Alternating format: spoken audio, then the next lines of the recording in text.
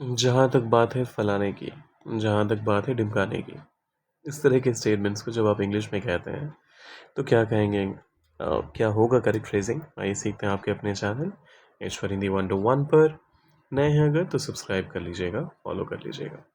जहाँ तक पैसों की बात है, जहाँ तक सुरक्षा की बात है, जहाँ तक मेरे करियर की बात है, तो हर बार आपको अलग अलग यहाँ पर नाउन्स देखने को मिल रहे हैं। इसीलिए आप शुरुआत करते हैं एज फार एज के साथ, फिर आप लाते हैं नाउन, फिर इज कंसर्न्ड। अब यहाँ पर इसके बदले आर भी हो सकता है ऑब्वियसली, और फिर जो भी है आगे का क्लॉज वो आप लिखते हैं। जहाँ तक पैसों की बात है, as far as money is concerned, money is concerned, सब ठीक है। Everything is fine, everything is fine. As far as money is concerned, everything is fine. जहाँ तक सुरक्षा की बात है, as far as safety is concerned, safety के बदले आप चाहें तो सिक्योरिटी भी कह सकते हैं। as far as safety और security is concerned,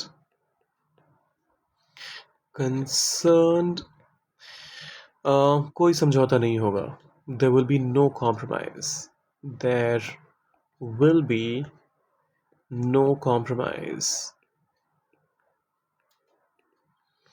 जहाँ तक मेरे करियर की बात है, फैसला हो चुका है। As far as my career is concerned, CAREER is concerned,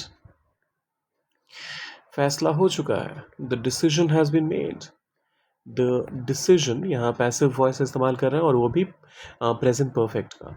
so DECISION, decision has been made. जहाँ तक इस प्रस्ताव की बात है, समिति सहमत है। एज फार एज इस प्रस्ताव, दिस प्रपोजल इज कंसर्न्ड,